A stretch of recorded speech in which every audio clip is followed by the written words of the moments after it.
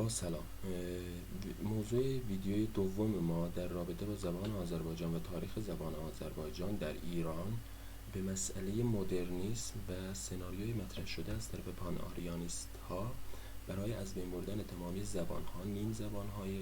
رایج در ایران غیر زبان فارسی میپردازه. متفکرین پان آریانیست در اوایل قرن گذشته به تبعیت از مدرنیسمی که توی دنیا فراگیر شده بود و کشورهای خاورمیانه‌ای مثل ترکیه توی این قضیه دخیل بودن و شرکت کرده بودن، میخواستن مثل اونها رفتار بکنن و یک مسئله اساسی رو که اینجا مانع این مدرنیته میدیدم وحدت بود، وحدت ملی، یونیتی. حالا میان اینجا چیکار میکنن؟ این وحدت ملی یا یونیتی رو اینجوری تعریف میکنن که باید زبان واحد داشته باشه یک ملت، باید دین واحد داشته باشه یا حالا عقیده یا آیین واحد داشته باشه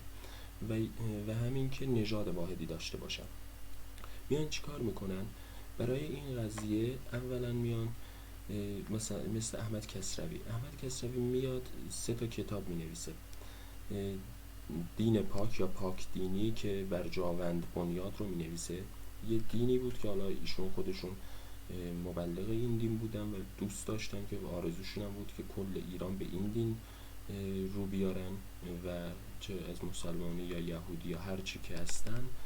فقط این دین رو داشته باشن. زبان واحد رو یا زبان که در این راستا اومدن یک کتابی نوشتن، زبان پاک علاوه بر اون که میخواست اصلاحاتی روی زبان فارسی داشته باشه، میخواست کل این زبان رو در کل ایران رایج کنه و بقیه زبانهایی که هستن یا نیم زبانهایی که هستن رو کلهم از بین ببرن. و در این قضیه در ادامه این بحث اومدن مسئله نژاد رو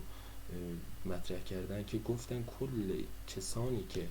توی جغرافیای ایران نام زندگی میکنن آریایی هستن و اگر زبانشون مثلا ترکی هست یا عربی هست، اینها عربی یا ترک نیستن، اینها صرفاً به خاطر حمله هایی که شده زبانشون تغییر کرده و نژادشون یا حالا هر چی که ایشون میگن اون آریایی هستش. البته این رو توی پارانتز عرض کنم که ما به مسئله نژاد اهمیتی نمیدیم و انسان ها 99.99%